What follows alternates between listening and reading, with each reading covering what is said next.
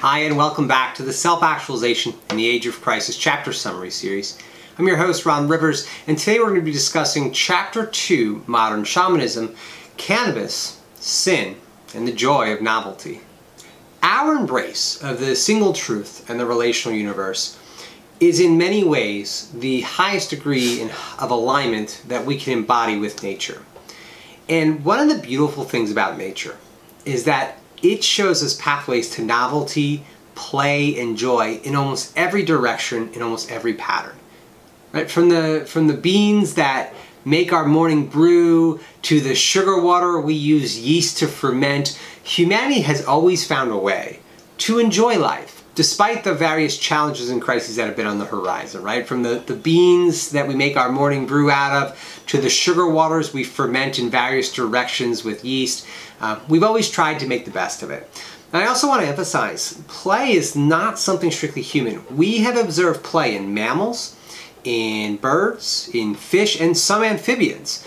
So play is found everywhere on Earth, and most likely everywhere in the universe. So I want to really emphasize that self-actualization in the age of crisis, right, the development of aligning the observable infinities, right, the universe itself and human imagination to more express our godliness in the moment, is in many ways a recognition that we can have more fun than we're having now, should we kind of focus and transform ourselves to really represent the most realistic definition of being human, which is the relationship between the individual and the system surrounding them within a given moment. Ultimately, the joy of novelty is deeply embedded in the human spirit. It's something we should encourage and kind of proliferate through our actions.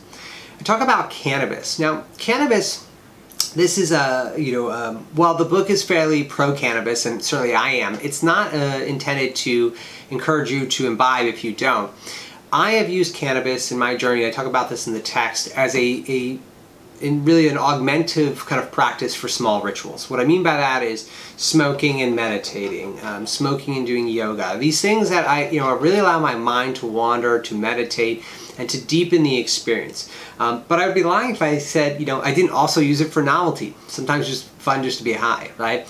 Now I'm not, someone who smokes multiple times a day or even even every day. I'm someone who kind of enjoys it by exercising my core value of restraint. I want to express that in the past, certainly, I don't want to say addictive in that I've been addicting, but I do think cannabis is addicting, especially through the lens of novelty, where it's just fun, and it's just like, well, why not? But in the past, I've kind of lost track of that, right? I fell out of my habit of relation, so I wanted to, I've since kind of brought it back and found myself in a more deeply, disciplined approach to it.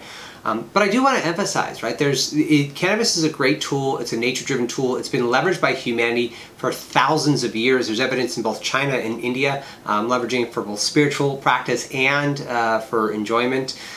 So there's a lot, it's got a long history in human practice, something that obviously the war on drugs has tried to kind of shame us around, but really is something that we can embrace full-heartedly without guilt or anything like that. I also want to talk about sin. Right? So sin is a concept that's very popular in the salvation religions. But let's talk about sin through the lens of the single truth and the relational universe.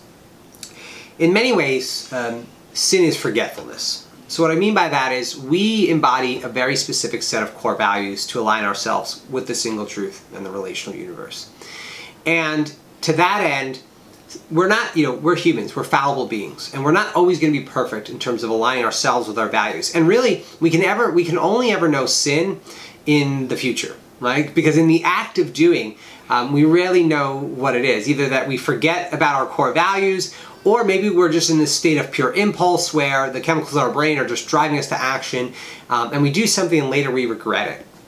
So one thing I want to emphasize is we have to kind of abandon the guilt that is so often weaponized in the salvation religions to coerce individuals. There's nothing guilty or inherently wrong about sinning in that, it's a misalignment of our own values. We don't seek to do it, but at the same time, it doesn't define us, right? We're only ever here in the moment. So our ability to choose through the development of our awareness and to further align ourselves with the single truth and relational universe through our present actions always supersedes, right, past sins. It always gives us an opportunity for redemption, for resurrection, etc. Ultimately, and in short, this chapter and this section is really about expressing that you should express your divinity in the moment and have fun doing it.